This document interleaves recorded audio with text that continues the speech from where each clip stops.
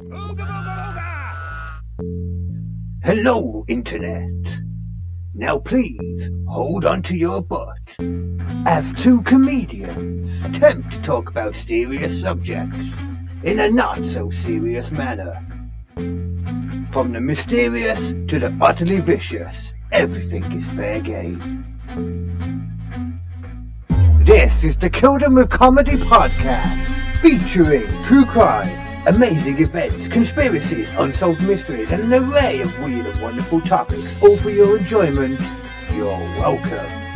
And that proves that even people that you would trust with your life can, at some point, go fucking crazy. It's pretty good so far. But what more do you need? What more does anyone need in their life more than comedy podcast and post-apocalyptic Treehouse podcast, which is your own one that you do as well, which you thought about? Yeah. God, that was. Although the thing is, I don't really see that as a podcast. I do kind of want to start a podcast. I've got a podcast idea that I want to do that I think I'm going to start fairly soon, and it's probably going to be like an hour-long recording. Try and cut it down to half an hour, which is like what everyone fucking tries to do. Man, it's fucking hard. This was originally going to be like an hour kind of podcast. It's just hard, especially when it's hard. It's hard to not talk for a while, especially when you get some drinks out. Yeah.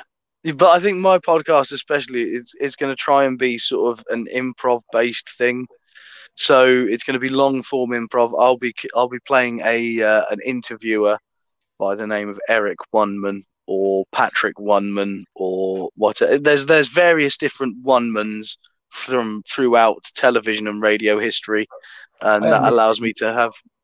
Yeah, that allows me to have people come on and play different people from different eras and stuff like that, and have conversations with just fake characters and make shit up as we go along. I'm not sure how we're going to do it yet, but yeah. That sounds like a fucking good idea to work from now. I like the sound of that. Yeah. Any kind of improv stuff as well with voices and just, just seeing what the hell happens normally is bloody entertaining. Yeah, exactly. And when you've got someone that can actually do voices like yourself as well, it makes it work a lot more. It does help. Are you a fan of Wednesday 13 at all? I forgot how much I liked him. Oh shit! Today. That is a fucking blast from the past. Yeah. I was listening literally just before I came on the podcast. I was listening to like the whole Fang Bang album. Did they do the album? Did they do the song "I Walk with a Zombie"? Was that them? Yes, they did. Yes, they did. Because I walked with a zombie. What a fucking capital T tune. Yeah, with a zombie.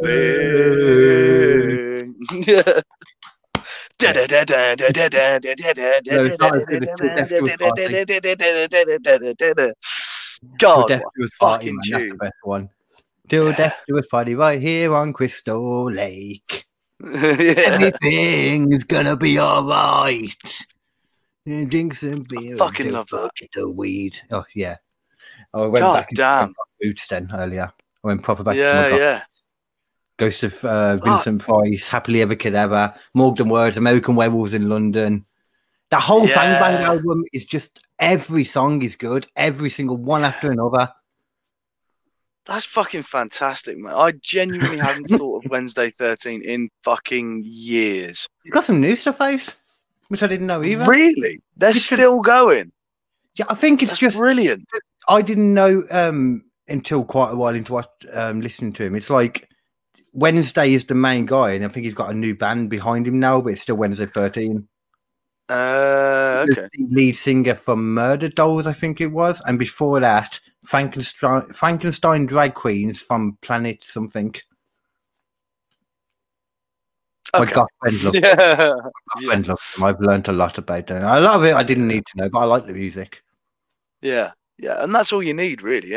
Just that was all I needed, Nathan. But I know everything else now, sadly. But all I needed was the fucking music. Yeah, but now you're an encyclopedia on Wednesday 13. I don't even mind it, to be honest with you. And Ozzy Osbourne was inducted into the WWE Hall of Fame last minute for reasons. What? Yeah, Ozzy. I can't tell you why. I love wrestling. I've watched it for a while. I remember Ozzy there. I think he might have done something before I was born. Literally, he did not look good though. I must say, he looked very. No. Yeah, he's never been a healthy chap as Ozzy. Ozzy's been a bit And, ruined. Go ahead, sorry. Sorry? Yeah, he's just he's just not a healthy dude. He will never be a healthy dude, and he's probably going to die very soon. But I saw I was listening to a podcast, and there was a sort of interview with Ozzy Osbourne or something like that. And like apparently during lockdown, he's taken to shooting small animals with the gun in the back of his garden, and it's like that's psychopathic there, Ozzy. Well done. Some of the stuff I've heard, the dude bit a head off a bat. It's not the worst thing he's done. Yeah. Although apparently that was accidental. Yeah, But, yeah. like, He thought it was a fake Yeah, bat. Surely, as soon as you grabbed it and it's moving, yeah. I couldn't imagine picking up a dog that I fought or like a. He's Really like, oh, I thought it was a rubber bat. It's like, no, you didn't. No. Actually, then again, though, you just doing that voice reminds me he was probably off his fucking tits at the time. Yeah, you're probably right. Yeah. Yeah. I can't look at Ozzy Osbourne. Ozzy Osbourne's been ruined for me now since having that trip out, a download when he was playing. I can't look at Ozzy without going back there for a moment. I'm like, no, can't do it. No, leave the room. Yeah. Can't listen to Paranoid anymore. I get paranoid when I listen to Paranoid because I got paranoid when I listen to Paranoid. It's amazing how the human mind works, isn't it? It's like associations that your mind will make, and now you can never get rid of it ever again. Yeah. I can still smoke weed. I'm happy. It's good. That's fine. Yeah, that'll always take the edge off. Like, thank fuck. Probably not. Speaking of, I didn't mention it before. I didn't mention it before, Carl, but I have something amazing that I have found. I got shown it by a mate at work, and it's a place called Eden's Gate in the UK, which is weird because it's the same name as a company called as the cult in Far Cry 5. That's why I know it. I'm like, why do I know that name? Okay. Yeah. That's why I know it. Okay. Yeah, and it's like, okay, yeah, sweet, fine. Cool. And but basically they grow THC-free weed. Okay. It's pure CBD. So it's perfectly legal to buy it in the UK. Is it? I thought we're not able to do full pure. No. They haven't changed the laws around yet. So it's still legal within the UK to sell this stuff. Still legal to grow this stuff, and it looks the same. It tastes the same. It smells the same. The only effect it doesn't have is getting you high. But the anti-anxiety thing is all there. Is that what it's supposed to be? See, that's the thing, though, because at the same time, THC, when taken in very small amounts, is an anti-anxiety thing as well. And if you ever noticed, if you smoke a full spliff, you'll feel anxious, you'll feel paranoid because, or you're more likely to. You know, you get that feeling. You know, you're more hyper aware is a better way to put it. Just because sometimes if you're doing that, you just might not be in the right situation to be doing it. Like as much as we like sitting in a bedroom or something getting high. I've never felt paranoid burning one down in a mate's place where I know we're miles away from anywhere else and we're all chilled out. That's fine. If you're trying to burn one down around the back of a pub or something like that, that's always gonna feel dodgy. Just because, you know, you're smoking weed in public, which is, you know, never a fun thing to do because someone might come and take your weed, which you don't want because you like weed. And if you're staying in that area too, and then best case scenario is you'd be a bit high, being a bit uncomfortable because of that until it goes away. Or, you know, it just kind of doesn't work with that. And you're probably getting drunk in that situation too. You just get drunk. Or if you're going to get high, to go for a long walk while getting high and then come back. But then you'll probably smile a bit, so probably not a good idea still too. I do that anyway, fuck it. I'm thinking, when I was saying that, I was going to I was thinking in my mind of being somewhere like Solihull or something like that, you know. But then again, if I was chilling in my many shabby areas I grew up in, you could buy the bud in the pub and go outside and smoke it and go back in and buy more. My area is very common, Nathan. It's great. Yeah, I wish I could have that easy access. It's a challenge getting it around here. The only problem is, though, easy access to all that means you also have easy access to a lot more criminals and bad people in general. True. There are a lot more pricks around. Yes, there's just as many cities pricks in posh places too. What am I on about? Look at fucking Parliament. Yeah. But the thing is, they're white collar criminals, which means they're better than you. I had to stop myself from going into a wrestling reference then. Anyway, yes. But I think it is time for you to jump into your story then, my man. Oh shit, it is. Yes. Okay. So I do not have one story this week. Instead, I have 3 mini stories. Little bite-sized babies. I like it, the little bite-sized babies. Yes. What the fuck did it do with that?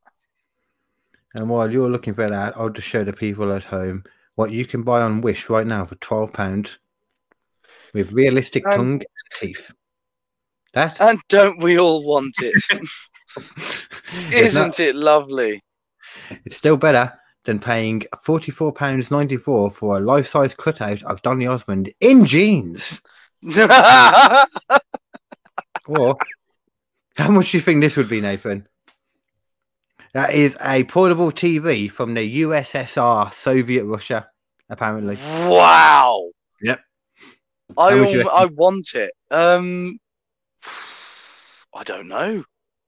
I don't know what ex-Soviet era tech is worth. Yeah. 135.75 apparently. Really? Yeah, I thought it'd be more.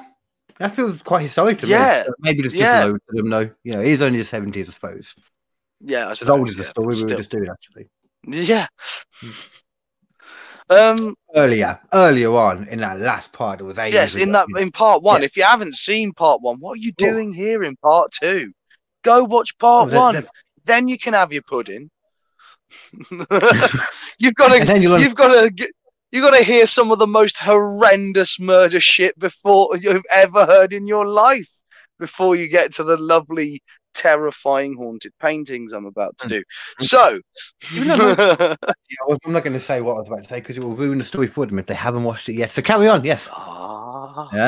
Smart. Do you have the photos?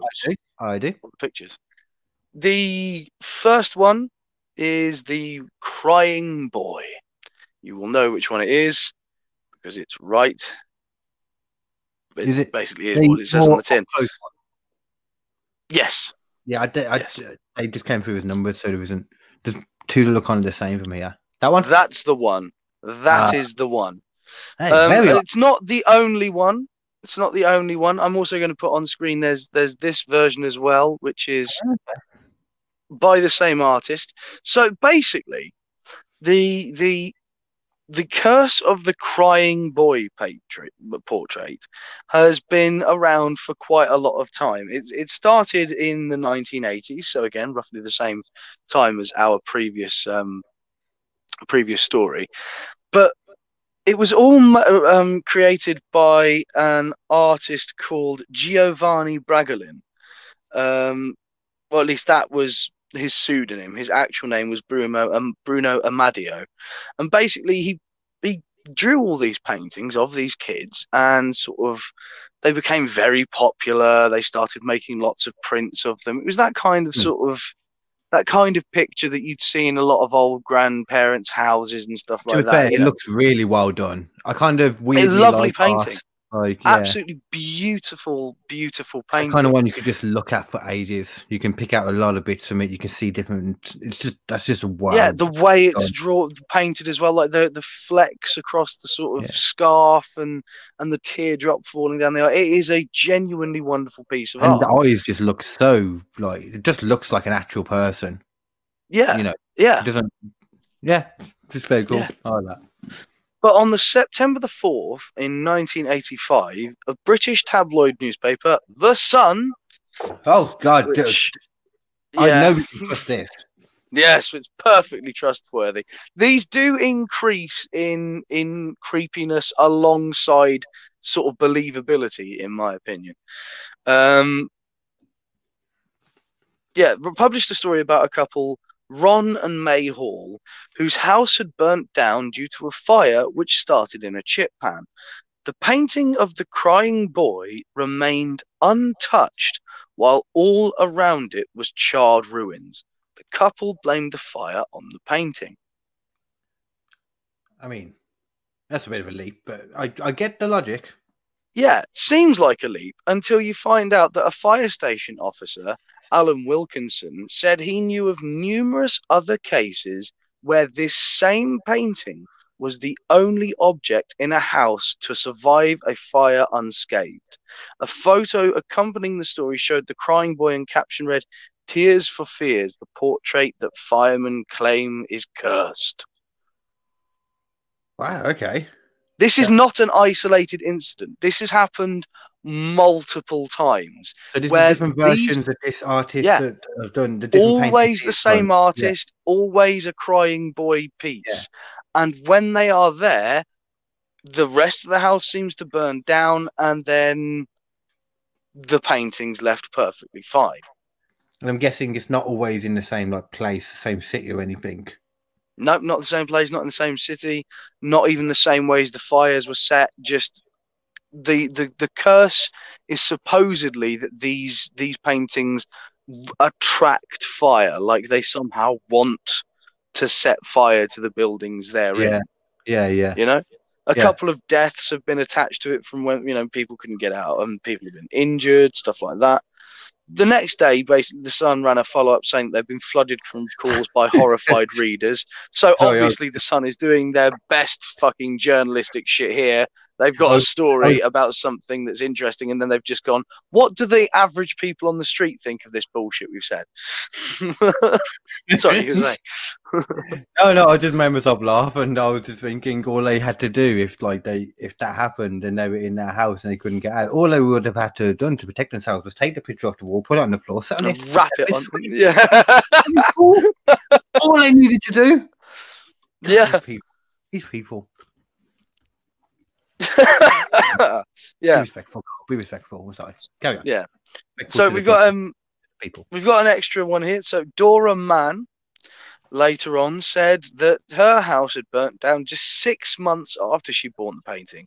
She's quoted as saying, "All my paintings were destroyed except the one of the crying boy." Another reader said her son had caught his private parts on a hook just after she bought the crying boy. A third claimed that her... This is the thing.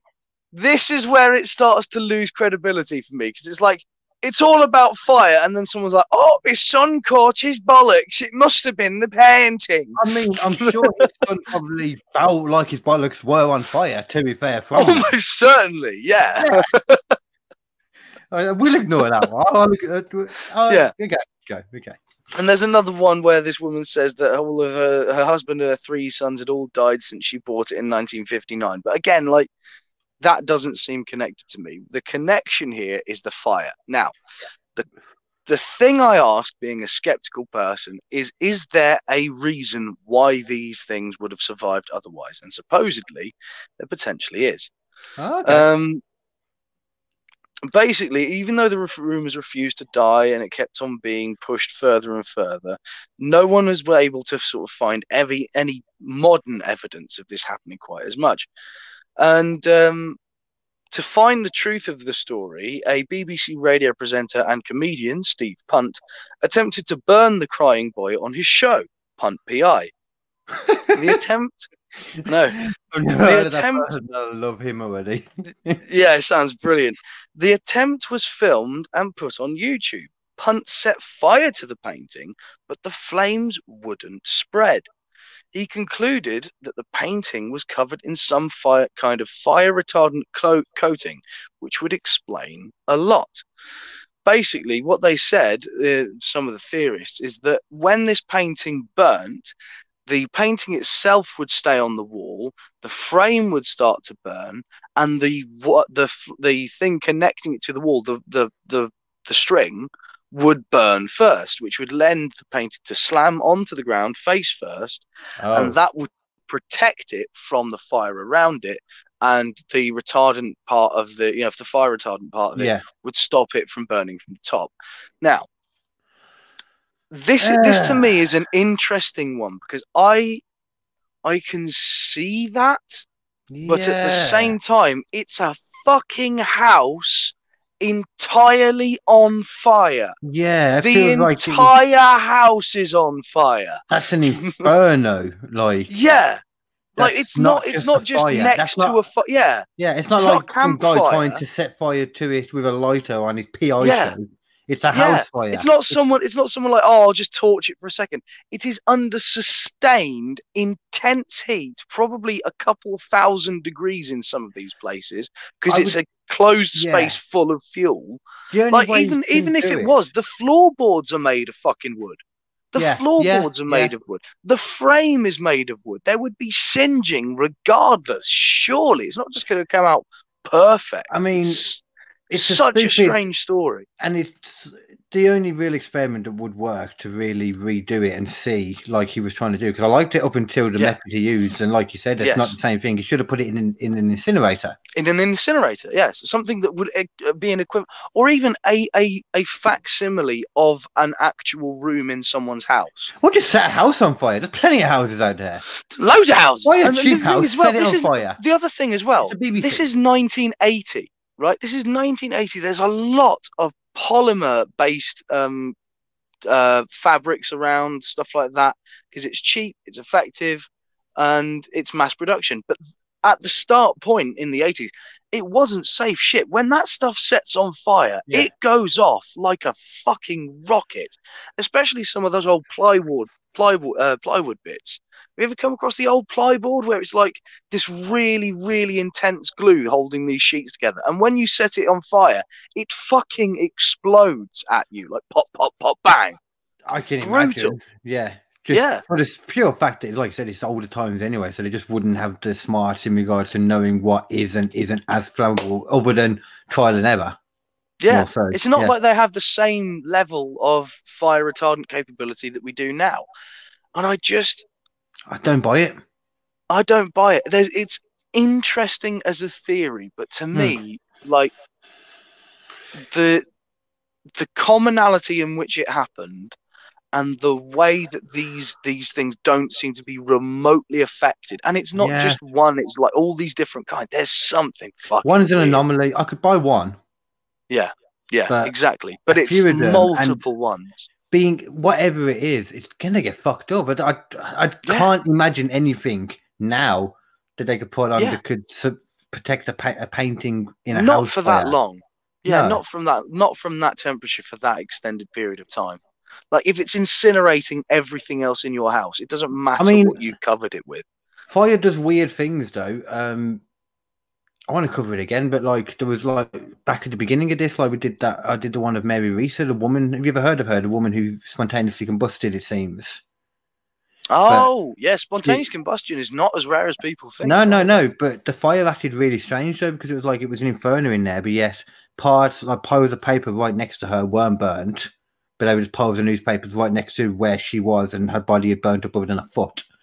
But they were fine. There was candles where all the wax had melted away, but the wicks were just stood up still. A lot of weird things can happen in a fire, to be fair, I suppose. Yeah, I suppose. The same thing for however many times seems a bit weird to me. Yeah, that's the weird thing, isn't it? It's like this place and this place and this place and this place. And And also, it's worth pointing out that Punt finished the show, Punt PI, after trying to burn it by saying he would leave the painting on his porch. He quoted as saying, "I'm not taking any chances. Would you?" Oh, okay. I get you. Yeah. Okay. Yeah. I thought you were going to end up with, and he was shocked when he got robbed or something. Sorry? No? I thought you were going to end up with, you were shocked. He was shocked that he got robbed in the end. We've been on his doorstep. But it's like, even to this day, you can't actually sell these crying boy paintings to anyone. Basically, no one really wants them. They just go into the wrong market. They need to be selling them to the paranormal people. Yeah, man. Like this is all from a site called Mamma Mia. .com, by the way, as well, just so that everyone's aware where I'm getting my sources. MammaMia.com. Yeah, I know, it's weird, isn't it? But what was I saying? Yeah, the various quotes of people with the things. It's like one reader who has just cleared his mother's house in which a crying boy was discovered wrote to say, "My wife will not have the picture in the house. I have to hang it in the garden shed with the fire extinguishers at the ready." I mean, why would you even care that much about the painting anyway? Not in the sense of why would she not want to keep it? Because I kind of understand it. As you know, I have some kind of belief. I don't know if I believe in. I was about to say I don't know if I believe in that one, but I just don't know. I don't know if it's ghosts, but it's some. I don't know what it is. It's weird. Yeah. I just don't know. I don't know if I believe in Curtis too, but that's weird. I don't believe in Curtis, generally speaking, but I don't know what that is. That's weird. It's weird, isn't it? It really is fucking weird. Like I've always been kind of fascinated by that story, and that's sort of what got me going down the path. But like, it's only one story. It's not quite big enough to carry it all by itself, which leads me to the second painting that we have. If you can see, it's the dead mother painting, and it's the one with the little girl. Yeah. Oh wait, no wait. The one with the little girl. Oh, okay, not the one I was going to do. Okay. No. That one's for later. That one's really fucking creepy. It looks it just from here, but so the little girl. Yeah. Then, okay. There's a reason for that. Right. Oh, okay, I see the mom in the background. I couldn't see that. This is this painting in particular, and this information comes from Paranormal Hauntings blog, so take it with a grain of salt. But that one's like, just to quickly explain it for the podcast people, which I know I'm always a week behind for you guys. I just forget that I have the podcast, the audio side of it. I forget to put it on there completely. Nathan, throw something at me, remind me, because I just forget that it exists. Yeah. It's hard to remember, isn't it? Yeah. But basically, what we've got here is not as good. Yeah, it's a young girl in a small dress, sort of looks like she's just stepped out of The Sound of Music, basically. She's covering her ears because she's listening to The Sound of Music. Yeah, and she's staring quite hauntingly, and if you look in the eyes, it's terrifying. So let's not. Well, it is kind of creepy, actually. I hadn't done that. There's a pinhole eye thing going on there, and the more I look at it, the worse it gets. And the mom, is it like the artist just stopped caring by the time he came to drawing the mom, and he hasn't even coloured her in? The worst bit is this is the Dead Mother is the name of the painting by Edvard Munch. Now you may know that name because Edvard Munch also painted The Scream. You know that picture of that person like that. You know what? As you were saying, he also did. I was thinking to myself, I wonder if it's the one where he goes. Yeah, it just makes sense the way I can see that. Yeah, very similar style. Very similar like that. Yeah. I'm not a big fan of that painting either. Yeah. Munch had basically been driven insane because his family was, once again, abusive, religious, and just generally shitty people. So there's two ways you can go when you're abusive and religious are generally the same thing. Yeah, there's two sort of ways you can go when you're abused as a kid in that kind of way, and it's either you go murdery or you start some form of art. Well, I suppose it depends what kind of abuse you mean. I suppose, I was assuming one thing, but it could be many things. But either way, you become some kind of tortured person. Yeah. Basically, the reason why is because his father was the only one looking after him after his mother and sister died of tuberculosis when he was only 5 years old. Okay. So, yeah, he had a fucking nasty, nasty life. As they say in this article on the Paranormal Hauntings blog, it gives a lot more meaning to that painting as well. It really does, yeah. And they say the dead mother seems to reflect some of the angst, despair, and insanity, with the elements congealing to form what can only be described as a truly disturbing painting to look at. And it is. There is something unsettling about that picture. I'm gonna have a look at it full screen while you're talking. Yeah, Munch said himself that of his work that sickness, madness, and death were the black angels who watched over his cradle. This dude had some serious problems. Yeah, like the more you look at it, the worse it gets, dude. Seriously. Yeah, I can. I made the mistake of zooming in on the eyes. Yeah. I'm leaving now. I'm coming back. Fuck that. So basically, as you will have just experienced, people who have owned I shit you not, people who have owned who owned the painting have claimed that the girl's eyes incessantly followed them. I mean, that's a painting technique, though. It is a painting technique. It is absolutely, and the reason why is because the perspective is it's looking at you, and no matter which way you go, it's always going to be looking at you because of that. But there is something about that painting, man. There is something. Put it back on the screen for a second. I still agree. Yeah, I knew that even looking at it. Yeah, but there was just something haunting. It's the face, it's the face as well. It's not just the eyes; it's the eyes with that face. They also say that the nothingness of the mom behind her, she's kind of fading into nothingness as well. Here's the other thing though. People have said that after owning it for a long time, the sheets on the bed started to move and would rustle, or even see the girl's apparition finally leaving the painting occasionally. They would start to see. That made me shiver then. Yeah, they would start to see this little girl walking around their fucking house. Oh. Yeah. You don't want that shit anywhere fucking near you, man. That shit ain't for fucking me. And this is the thing again. Like I tend to be skeptical and stuff like that. But there's something about art for me, man. There's something about art that is like, it's again that thing we were talking about. Even if it's like paranormal stuff is just like a leftover experience that's echoing through time or something like that. So much of that goes into a painting. Art, so much emotion and thought, and it's pure energy. It really is. It's just it's a creation of your mind, or that came from somewhere. You put so much work into it, and then even after it's gone to somewhere else, everyone looks at it. They give emotion just looking at it.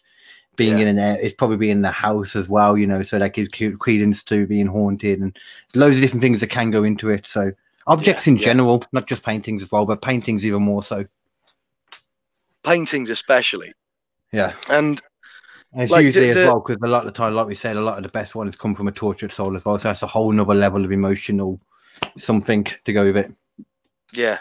Yeah. I mean, there's something about that one in particular that does just seem to leap straight off of the page and like get to you for some reason. Like, there's something about that little kid that is horrifying, and I don't know what it is. I mean, I'm like you. I'm quite skeptical, even though I completely believe in a lot of it. I still look at most things. I think I said this to you earlier when you first mentioned the ghost thing on text. But it's just like, well, most of it's probably bullshit, though. Most of it probably is. Most of it, yeah. Like I know for a fact, like I think a lot of people do. You just kind of know after a certain point. You can. There's just something else with all that. I buy it all. I buy it. There's something there. Just I don't buy most of people's stories. That's all. Yeah, I think I can never be 100% sure what's going on out there. I can't be, you know, but like there's something about like strong emotional experiences that seem like they do have some form of thing. Like it's like even the sort of thing where sometimes you'll be sitting there and you just go like, oh shit, I'm really nervous and I don't know why. It feels like something bad either going to happen or has happened, and you'll hear about something later on in the day. It's like, oh, that something so and so who did this, or something happened to this guy, or it's like, that shit. Every so often, I think there's just whether it's true or not is a completely different thing. But there's a certain degree of intuition in the world. There is, because I didn't believe in any kind of mediums and psychics or any of that stuff for ages, and I still don't. But I think still psychics think and mediums are all bullshit. But there's something. The majority of them, I think, the majority of them. But I don't know. There is some stuff that it's like I don't know how you would do that if there wasn't. I mean, I've seen some things that made me question it a little bit, but I don't buy most of the people that are like, oh, I know this person's here. As I said, as soon as they're talking in like absolutions, like absolutes and certainty, it's like, okay. That's the thing that annoys me as well. It's like as soon as I see someone going like, oh no, I know this, I know that, I'm a paranormal this, I know everything about this situation. It's like, well, you've either done research or you're lying. And in either situation, it doesn't feel real to me. But if you get those sorts of people, like we all know those there's certain kinds of people that we all know who seem to have a sixth sense of something in some kind of way. They're like, oh, it's like the smoking thing that I always said with my friends. Like if we were ever sat out there, it's like I'm just burning one down, and we're suddenly like, I feel like we need to get the fuck out of here. I'm pranging, and it's like if it's just me, no one worries about it. If your mate's doing it as well, there's something weird going on. You know what I mean? I agree that there is some kind of power to thought. I don't know what it is. I don't know how it comes out. Sometimes ways you think it does, it can go the completely opposite way a lot of other times. It doesn't seem to follow many rhymes or reasons, but it still feels like there's something there to me. And there's just there's been experiments, legitimate, quantifiable scientific experiments that they've done that kind of proved in some way that thought does have power, like the whole random number light pointing a certain way, and you tell it to do a certain thing and it goes one way, and there's random number generators put around the world as well for like decades, and then during times of like big catastrophes it would go to certain numbers just for some reason. Have a look at it. Random number experiments, there's been quite a few thought experiments and random number experiments. It's quite they're weird. It's question yeah. But with ghosts and stuff, as you know, I still don't even buy for sure that it's dead people. But even like the force of like the emotions could be attached to another dimension as well, or something. And that actually is the perfect crossover for what we're about to do. Hang on a second.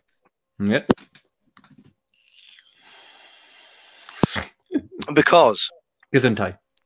The third picture I have got for you, the third painting, is my least favorite for a lot of fucking reasons. So just to clarify, with the last one then, what was that everything with her who's just her pops out and walks over and is rustling on the bed, was it? Yeah, rustling on the bed. The kid will jump out the painting and supposedly walk around your house. The kid will stare at you with those eyes that we both felt creepy. And now you're about to hear of the Rain Woman painting. I'm not going to lie. I asked that last question because I just wanted to buy time. I don't want to put this picture up. It looks creepy already. Just a tiny little thumbnail. Oh, God, I've got it on my screen. I'm just... It's coming up now, everyone. Horrible. Here you go. Right. This is the Rain Woman. I got a shiver then looking at this. It's weird. Yeah, so did I. It's horrible. I don't even know why, because you know what? I felt like it was worse seeing the small version. I didn't feel like it looked as bad when it got big, but then I don't know. I just kind of had a little shiver looking at this. Please put it off. Face. Please turn I'm gonna have a look at it on the big screen for a second. Yeah, Jesus Christ.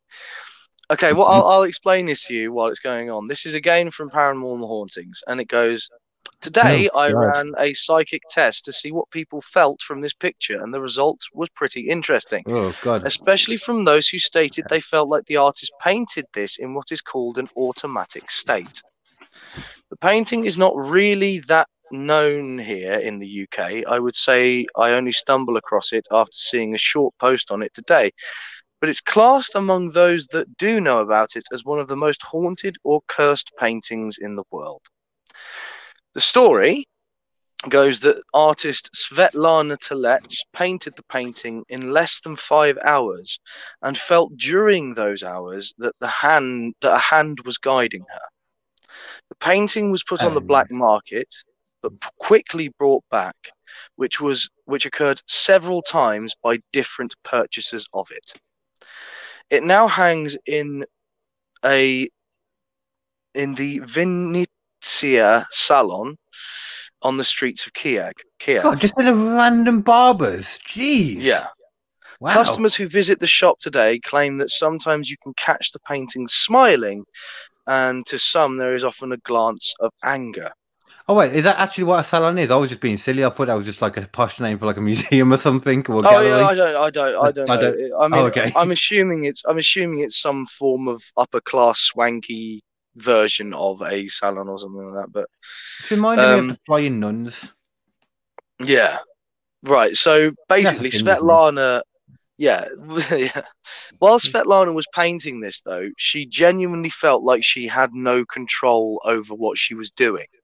Like, what it was, like, the way she says it here. I always felt someone was watching me. I always drove such thoughts away. Then one day, by the way, it wasn't a rainy day at all.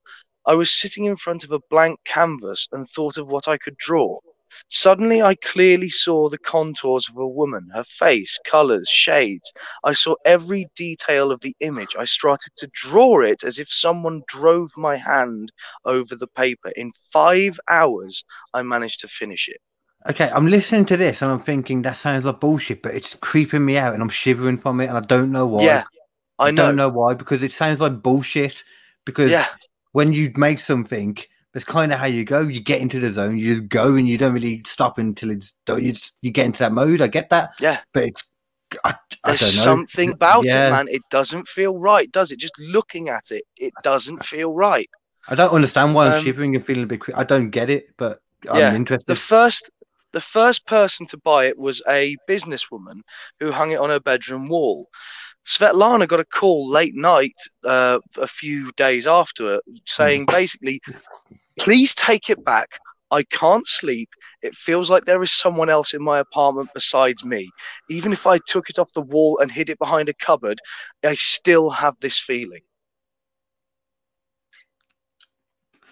All right. The second purchaser, a young man, also couldn't stand it. He brought it back to Svetlana without even requiring the money back. Oh, he said he kept dreaming. Yeah. He kept dreaming of and complained that every night there was a shadow of the woman walking around. He stated that it was sending him mad and he was extremely afraid of it. I'm drinking. I get very warm when I drink. I've been warm the whole time and I'm still shivering at this and I don't get why. It makes me, like, just talking about it gives me like goosebumps and shit. Look, the hairs are literally standing up on my fucking... On your fucking... The third... My hairs are standing up on my fucking. They just are. Everything just stands up straight on my fucking. Yeah, on my fucking all the time. It stands up straight. Apart from when I can't perform.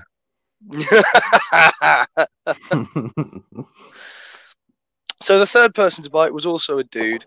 He was completely skeptical and just thought it was all but bullshit, but he quickly returned it, stating he started to see the lady in the painting's white eyes everywhere.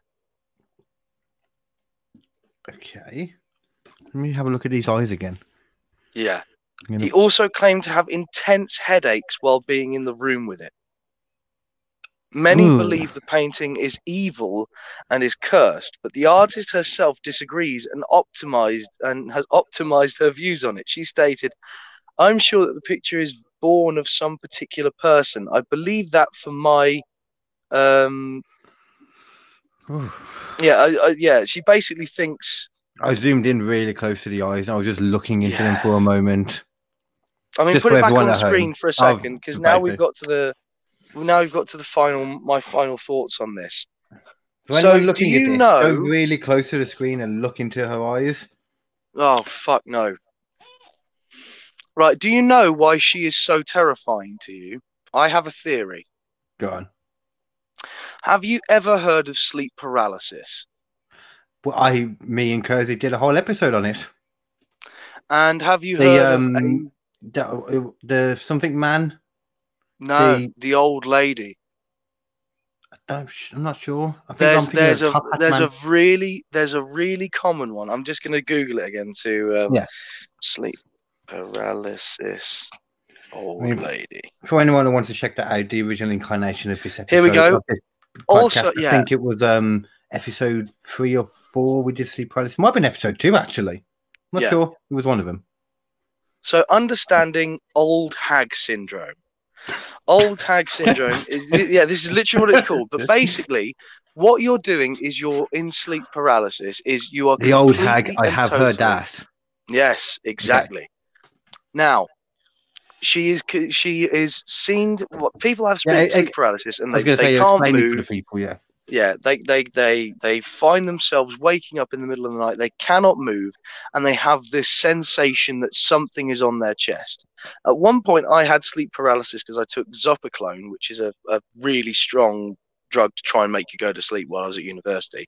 Nothing worked until I found weed. So there we go. Really? Really? Yeah, genuinely. I can understand that completely. And I took the Zopiclone, and I genuinely, when I had my thoughts, I thought it was a polar bear. And I could hear a polar bear breathing into my ear with its paws on my chest, right? But people who naturally get sleep paralysis regularly talk about the old hag, which is a woman dressed all in black with very pale complexion who sits on their chest. Yep. I know exactly what you're on about. I haven't had it myself at all, but yeah, I have heard it. And we are talking about like the theory of the person in the paranormal blog is basically this is a form of automotive sleep, automotive drawing, where this woman has basically been hijacked by this thing to try and give it some sort of form within the world. Now, that sounds all very fucking horror movie mythos and shit like that. Yeah. But fucking hell, there is something horrible about that painting. Yeah, I don't know what it is, but I agree. Every time I look at it, it's just creeping. I don't know why. There's nothing particularly. There shouldn't be anything creepy about woman. There is nothing individual that you can pick out that specifically makes it look unpleasant, but it's all there. I don't know what it is. It's like, I think the feathered effect on the head, on the whatever's on top of her head there, looks weird. And she changes her fucking expression. A few moments ago when I was looking at her, when I looked her in the eye, I swear she looked like she was fucking angry. Now she looks like she's sad and looking down. Yeah, and when I zoomed in, it looked like she was looking at me, but then maybe that's just because it's further away. I don't know. She was definitely looking at me before, and now it looks like she isn't. This is fucking weird. I don't like it. It must be the exact fucking same. It must be the same. It can't be different. We're being spooked out by our own minds. It's got to be that. The weird thing is as well, though. See, this is why we shouldn't fucking do these things on sober. Mm-hmm. I'm so glad I didn't have that other split before I came on. Yeah. It just, I don't know, something. It doesn't look natural, I think is what it is. It looks very unnatural. But also, there's something about the way that the neck is sort of disappearing. There's something about the way the hat seems to be sort of almost furry. But knowing all that stuff as well with it, I mean, it makes sense, the sleep paralysis thing. I remember when Kersey was telling me about that, it's just like, when you see there's like so many like accounts of this over like these same people like that, and I swear there's some kind of top-hatted guy as well. There's something like that in it. Yep. There's another one of a dude, and they're those two are the most two common. The two most common. And it's, I mean, just if they're all seeing this, and I know that they see it without knowing a lot of this stuff. This was even before the internet and stuff. There was like, where does that come from? If there's not something to it, whatever that thing is. But what? Yeah, what it's would like? that be? It's like the same. It's the same thing as people. trying to think of a decent allegory for it. It kind of sounds familiar to, like, if you imagine people like on Joe Rogan podcast, they talk about, like, you know, taking ayahuasca or DMT and they go off in these other places and they see these different beings communicating with people they can't see normally, but yet they feel like they've always been there. It feels like the thing as well. Another version of that. Dragons as well. I know dragons can be sort of explained by finding dinosaur bones, but like everywhere across the everywhere across the entire planet, there are depictions of dragons. From China to Europe to America to fucking everywhere, they talk about large lizards breathing fire. Now, whether that's true or bullshit, that is something that's happened across the thing. There is something going on in there, which is probably an ancient part of your brain going, I am scared of giant lizards. This thing is something that's in my nightmares. And it's almost whether that's the same thing with the Rain Woman or whether the Rain Woman is something trying to get you, I don't fucking know. But there is something fucking nasty. I was about to say unholy, and I very rarely, but genuinely, that's the word that comes to my fucking mind when I see it. Well, I mean, this is something else I'm going to be covering soon. Like, well, not soon, but I am going to be. I want to cover it at some point, but there's going to be a lot of research I'll have to go into it. Just the whole exorcism things that they do in the Vatican, the Catholic Church, and the legitimate evidence they have of people like getting possessed apparently by these things and then breaking their own necks in ways that are physically impossible, but they do it. They're literally just dead and they're just like break dead. Fucking hell. There's some crazy shit, man. But as far as I just gotta say, as far as dragons go, I don't see that being anything. Total bullshit. Yeah, and I guarantee it's just because they found dinosaur bones and they were like, "Oh, it's a dragon! Oh, yes, it must be a dragon."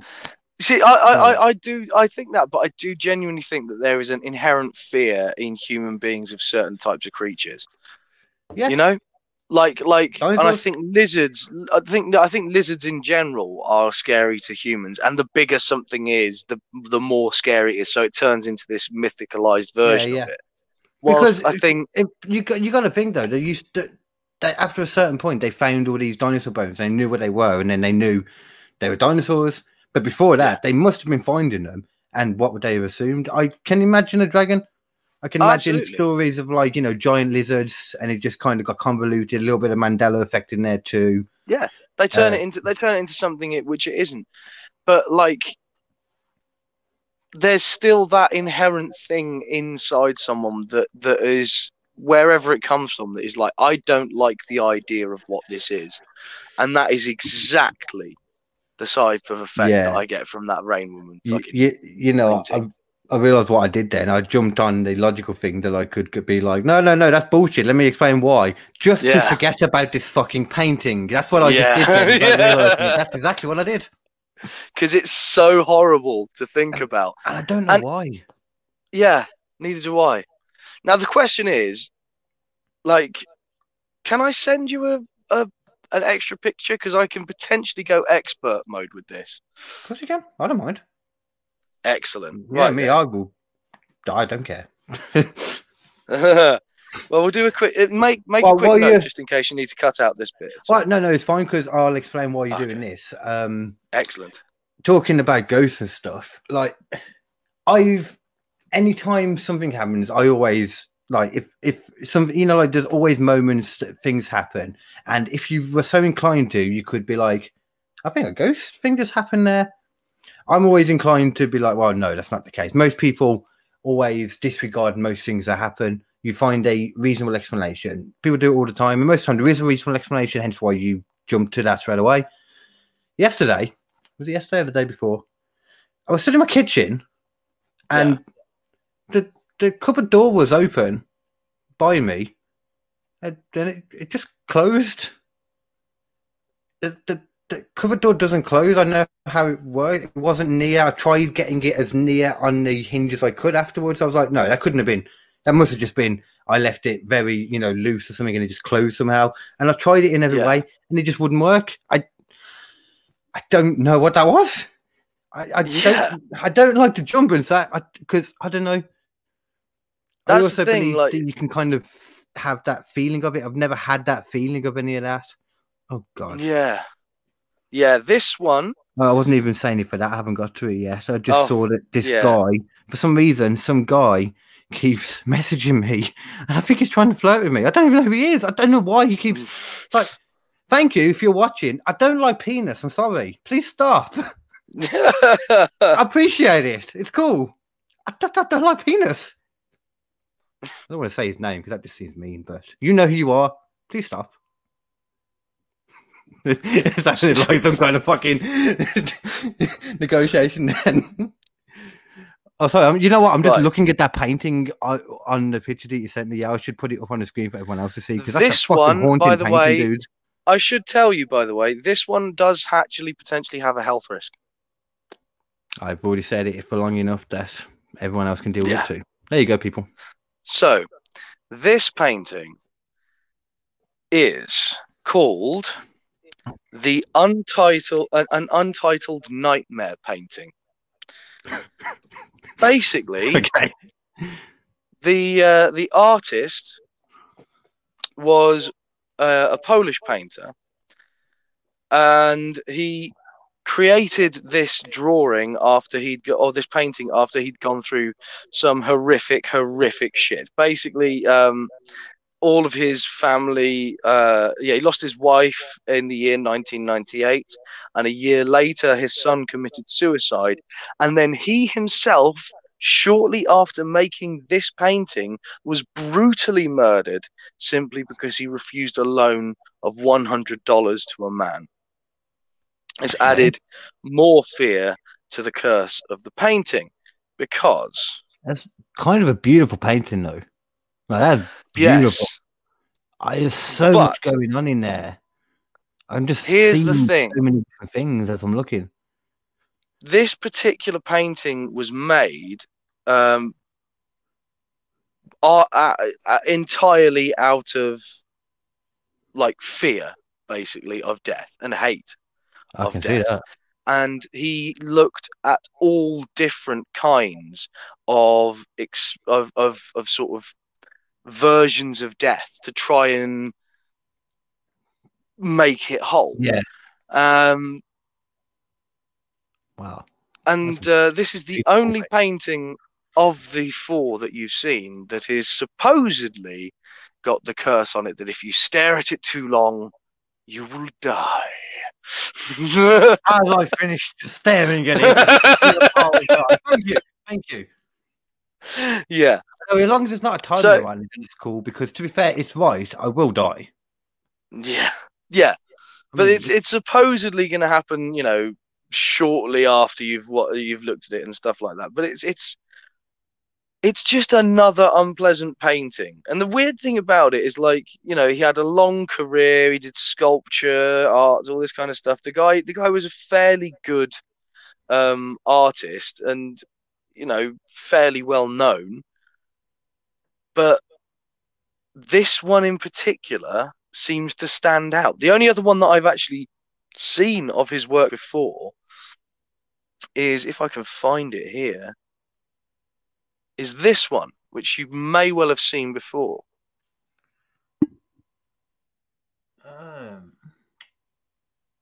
No, I don't think so. Right. Well, it's basically just I've seen this one before, and it's I don't know. The thing is, I say it's expert mode, but the only reason really why it's expert mode is because it's got that's, you know what I mean? It's got that sort of thing of like, oh, but you might die from it. But to me, even though that picture is quite clearly designed to be a nightmarish picture, quite clearly designed to be something supposed to be haunting and terrifying, and it is a beautiful picture as well at the same time. Like, there's so much going on in this wonderful and, you know, tremendously sad piece of art. That Rain Woman still fucking scares me more, dude. Like, yeah, I didn't feel significantly more by that one. No, but that one you just showed me, I just thought that was a really beautiful piece of art. Like, that just beautiful piece of art. The first one you showed me, it just looks really well done. The one with the girl, creepy. Looks a bit shit too, to be honest. Though, a bit creepy. Yeah, that fucking woman though. I don't know why. I don't like it. I don't know what it is, man. I don't know what it is, but I fucking hate looking at it. And maybe every time I see it, I just maybe like it's. If you think about the fact that like sleep paralysis and that, maybe it's looking at something that we only see at certain times. Beings that like same with like the DMT stuff that are always there, you just can't perceive them only at certain times. Yeah. So maybe we're looking at that because we recognise her, we just don't know we do. Do you know what I mean? Yeah, we've all seen her before in our sleep at some point, and I got a shiver from saying that. Jesus Christ, so did I. Yeah. We've all seen her before. We all know she's there, and it's just occasionally we remember what she looks like, and it's even worse when someone paints it. And fuck me, that makes me actually feel upset. Oh man, no. Well, this might be the last episode of the Good in the Comedy podcast. Murdered tonight. Yeah. I swear to God, man, if I end up having fucking sleep paralysis, or I wake up in the middle of the night and I see a fucking shadow of that fucking woman, I am going to fucking jump into a vat of holy fucking water. I am the most atheist dude in the world, but I ain't dealing with that shit. Yeah, I would take the chance for that. I don't know how you make holy water. I assume it's either something to do with salt or a priest comes in it, one of them, but I'll take it. Whatever is needed, god damn it. But no, to be fair, the priest comes in it is going to be salty as well, so it probably is a mixture of the two. Of course. The forehead of Christ compels you. Oh shit. Makes me laugh, I remember that. Oh god. Please tell me, are we at the end of the creepy fucking paintings? Because we're at the end of the creepy fucking paintings. I don't want to do any more creepy fucking paintings for a while. I think we have found the creepiest fucking painting. I may do another episode later where I try and beat the rain woman. I don't think I ever fucking will, and it's going to be a long time till I try. It's the hard thing as well with ghost stuff, like, because I've wanted to do other ghost things as well, just in general, and it's just not much to it like that. Even then, like when you were saying about doing these, like, I have belief in it and that, but I expected the stories and stuff. I'd be like, bullshit though, or not to feel anything from it, and I expected that's where the conversation would go. I didn't expect to get creeped out by all of them. Neither did I. Neither did I. And that's why I ended up doing this one, because I found it on a list of 10, and I went through some of the 10. I cut out a lot more than I kept, obviously. Because some of them are just like, oh, look at this creepy painting. There's a guy who looks like he's hung. And there's another one which is like, oh, this one was painted using the artist's blood. And there's a guy who's got an entire YouTube channel dedicated to watching orbs float around his fucking house around the fucking... It's like, dude, come the fuck on. Yeah, I've not heard of dust. It's... Exactly. They don't know how fucking lenses work. Even my mum now, when she watches ghost stuff with me, like, my mum is like on it now with that kind of stuff. She knows when an orb's most likely an orb, and she knows when an orb or a light anomaly is probably the better way to put it. When you see something and you're like, that's not dust. What the fuck is that? Yeah. When it's got a different pattern of movement and and then you've got to also look out for the lens flares too. That catches a lot of people out. Yeah, like they think it's orbs. And moving with the camera, it's just the camera reflecting shit. But that's the thing. Like, to me, that, like, out of all the ones I've seen, and I did art for A-level and things like that. I did research art for my VFX stuff. I have looked for weird and creepy paintings. It's the first time I've ever fucking seen that painting, and it fucking just hits me in a I just don't like it, man. I don't like it. So, but during the time, at least, and when you had the sleep paralysis, you said you didn't see her, at least, then? I didn't see her. To me, and again, like, it was just a polar bear on my chest. Like, literally, I knew it was a polar bear in my head, and for some reason, it was sort of breathing into my fucking mouth and into my face. That's something you said you didn't have normally anyway, sleep paralysis, because isn't that something you normally... Exactly. this is my point. Because, like, for me, that was an artificial thing brought on.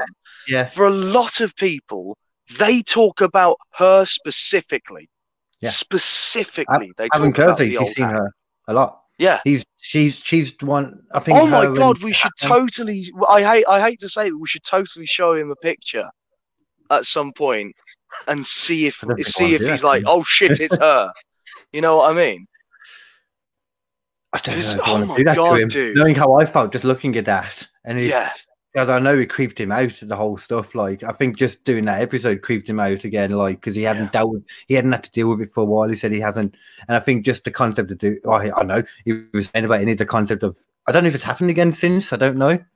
Yeah, I should ask him. Yeah, she's to me that like if there was anything paranormal that I would sort of weirdly put my money on, I think it would, for some fucking reason, be something to do with that. I don't know why. It just unsettles me, man. I mean, no, I don't agree with that. If I was going to put my money on something paranormal, it wouldn't be that.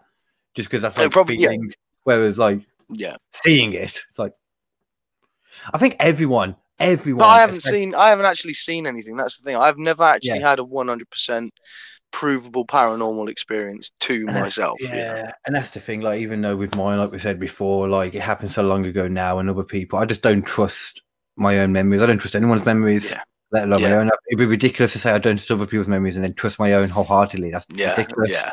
You know. Everyone is fallible because we're humans and we're shit at remembering stuff. Human, and literally every time you try to remember, you change it. That is how the Mandela effect was born. Yeah, literally. Yeah. All right then, I think we are. So there we go, man.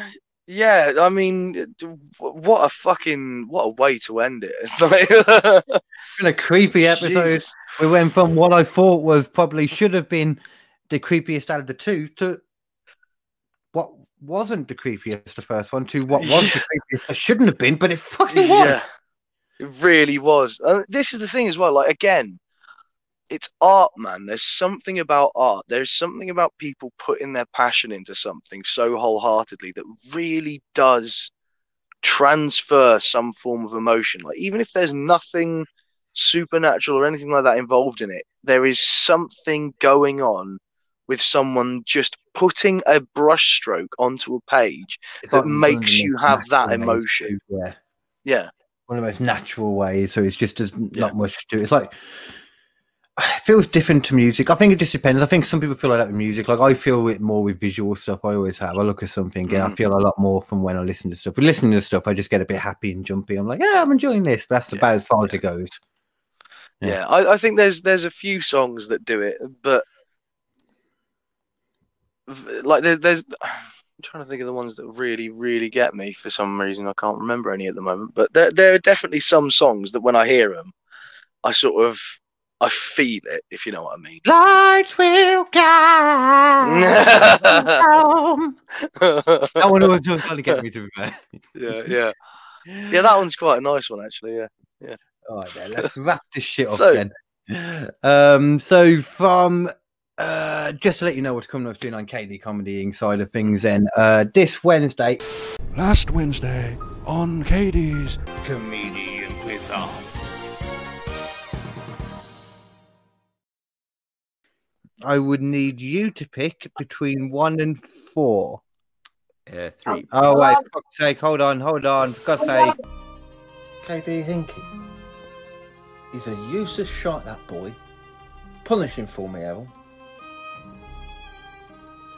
For too long now, KD has been an organisational mess on this quiz.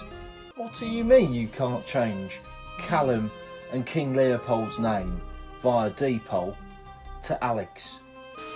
As part of the middle class mafia, I am going to take over. But I don't play fair. So, I've assembled a team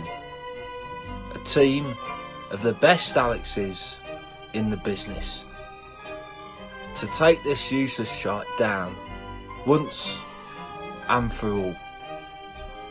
Join me Quizmaster, the Don, on KD's, no, AP's Comedian Quiz Off. Wednesday, 21st of April. I'll see you there. And KD, I'm coming for you. It does. Okay. It does feel good to have a haircut like this. I can't deny it. Bye. Bye. Fuck you, Alex. The comedian quiz off. Comedian quiz off normally at 7 o'clock every Wednesday on Joke Pit and KD Comedy Inc. on YouTube. A show where I am more than happy to admit a comedy night that, let's be honest, is in no way like a real comedy night. We're not in person. We're not going to be able to hear all your beautiful voices laughing at us and going, "Oh, you're amazing," which you obviously do whenever any of us are talking. Obviously, we know that, so it doesn't matter. But I'll have all geniuses of comedy out there in the KD productions. Don't you know that? We just can't help this, you know. Yeah, we are essentially the canvas, and the microphone is the painting being done by the woman who's going crazy, and the jokes are the creepy painting of a woman doing things. I love the metaphor. Flawless. If you want more utterly amazing comedic content like that, yeah, the KD Comedian Quiz Off. But this will be the Alex takeover, because apparently Alex is just sick of the way that I have been running my shabby quiz. He took it over. He took it out of my hands. I can't help it. I've got to go against a bombardment of Alexes. Me partaking in the quiz against not one Alex, not two Alex, not three Alexes, but four fucking Alexes. All against me. Well, one of them's hosting, but he's still going to be against me. Let's be honest. It's Alex again. It's Alex again. Baton, Stringer, Liam, Plant. None of y'all compared to the P of K. Yeah, I'm a... Oh God. Yeah. It's going to be fun, that. I can't wait to see that. That will be fun. It will be a thing anyway. And then, of course... And as for my end... Oh, sorry, yeah. No, I was about to throw it over to you anyway. So. Yeah, legend. So as for my end, if you want to lighten your mood after having just gone through multiple terrifying cursed paintings and some horrendous murderer, because you must have watched part 1 by now. If you haven't, you've got to watch it after this. All right? Well, if you got about halfway through part 1 and then couldn't watch the rest of it, I don't blame you. Don't blame you. That shit got weird. Mind you, if you got to the fucking rain woman in this one and didn't fucking turn off immediately, your soul is now hers. Yeah. And if you didn't watch it halfway through part 1, you need to watch the reveal. So go back. There's a bit I surprised you a bit near the end, but that's all. You'll see what if you do want to get yourself out of the rut of terror, then go to Post-Apocalyptic Metal Treehouse on Spotify, YouTube, SoundCloud, iTunes, Stitcher, wherever you get your podcasts. It's all written, directed, starring myself, which means if you fucking hate it, I'm the reason why. But you won't, because it's brilliant, and I put all my work into it and all my effort into it. I generally couldn't imagine how anyone would hate it, to be honest with you. Yeah. Thanks, man. I know. Yeah. True, though. So, go enjoy that, and for fuck's sake, don't get sleep paralysis. But if you do, hope for a polar bear? Hope for a polar bear. Yeah, if you get sleep paralysis, hope for a polar bear. And on that note, we will see you all later. Take care, babies. Peace out. Bye.